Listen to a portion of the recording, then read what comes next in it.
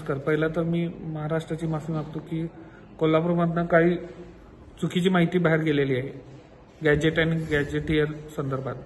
पहिली गोष्ट, गॅजेटियर आलं 1884 मध्ये, गॅजेट आलं 1902 मध्ये. शाहू महाराजांनी गॅजेट आणलं, त्याच्या 18 वर्ष अगोदर गॅजेटियर आलं, जे ब्रिटिशांनी आलं. खूप क्लिअर आहे, स्पष्ट आहे, चांगल्या रेफरन्सेस दिलेले आहेत. खरं मराठी भाषेला एक वापरून न्यूसन्स आणि एक कन्फ्युजन करण्याचा प्रयत्न केला गेला. तर काय की एकच ओळ पकडली आणि त्याला धरून सगळ्या गोष्टी क्रिएट करण्याचा प्रयत्न केला की मराठा आणि कुणबींमध्ये लग्नाचे व्यवहार व्हायचे किंवा लग्न व्हायचे म्हणून मराठाला पूर्णपणे कुणबी करून टाकावं. मग असं असेल तर मग त्यात राजपूतांचा पण त्याच ओळीच्या अगोदर राजपूतांचा रेफरन्स आहे की some families perhaps have an unusually large strain of northern or Rajput blood. तर हे का लिहिलं गेलं? कारण का हे त्यावेळीचं सत्य परिस्थिती होती, त्यावेळी असणार. आता काय क्रिएट करण्याचा प्रयत्न केला की नुसतं मराठ्यांना कुणबीकरण कसं करावं ह्याच्यावर जास्त जोर दिला गेला. तर नुसतं कुणबीच का? मराठ्यांचा रेफरन्स मराठा वाणी, मराठा माळी, मराठा तेली, मराठा पारती, मराठा नावी, मराठा सुतार, मराठा कुंभार, राजपूत कुंभार असे पण रेफरन्सेस दिले. हे नुसतं प्रांताच्या हिशोबाने दिले. तर नुसतं मराठा प्रांतच होता का? तर तसं नाही.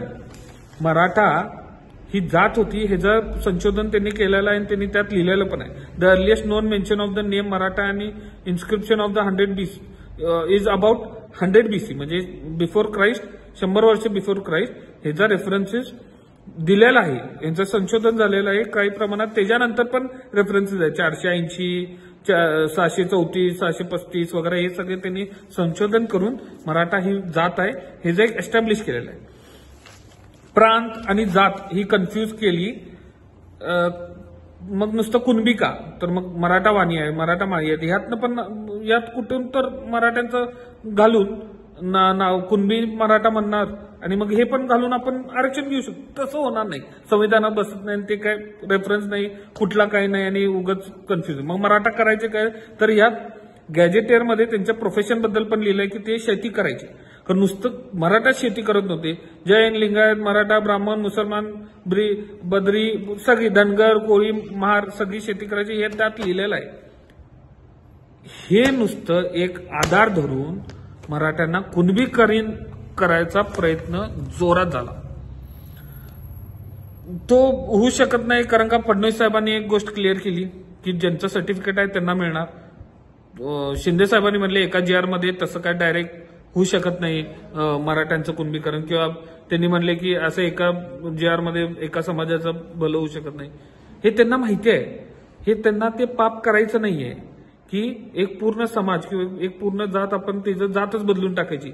आणि हे पाप कोणी हाताला लावून घेणार नाही, कारण ते होणार नाही आणि हे कोणी करू नये. नुसतं कुणबीकरण काही लोक करायला बघत आहेत मराठा समाजाचं. का? कारण का 1994च्या GR वर जी मराठा नावासमोर जी रेष मारली गेली मराठा, ती नुसतं कुणाच्या तोंडातून येऊ नये म्हणून गॅजेट आणि गॅजेटियर्स हे सगळे कन्फ्युजन काढले गेले. विखे पाटील साहेबांनी कुणब्यांसाठी एवढा मोठं काम केलेलं आहे GR काढून. जरांगे पाटलांचं पण कौतुक करायला पाहिजे की त्यांनी मुंबईमध्ये जाऊन एवढं मोठं आंदोलन, ज्याला सरकारला पण समोर झुकायला लागलं, कुणब्यांसाठी केलं. खरं आता विखे पाटलांनी त्याला साथ देऊन त्यांचं मागण्या ऐकून कुणब्यांसाठी खूप सोपं प्रोसिजर चालू केलेलं आहे नोंदणी मिळण्यासाठी. आता सरकारकडे एकच मागणी आहे की मराठा समाजाला न्याय देण्यासाठी आपण उपसमितीचा अध्यक्ष दुसरा कोणतर घ्यावा जो खरोखर मराठा समाजाला न्याय देईल. आता कुणबी समाजाला मिळालं, त्यांच्या नोंदणी मिळाली की डायरेक्ट आरक्षण, डायरेक्ट ओबीसी मधनं. आता मराठा समाजासाठी एक दुसरा मंत्री आणावा किंवा चंद्रकांत दादांना आणावं, जे अगोदर होते, जे अगोदर त्यांना माहिती होतं की कुठल्या प्रकारे कुठलं आरक्षण आणायचं, त्यांना परत आणावं. खरं मराठा समाजाला न्याय देणारा एक मंत्री उपसमितीचा अध्यक्ष करावा हीच आमची मागणी.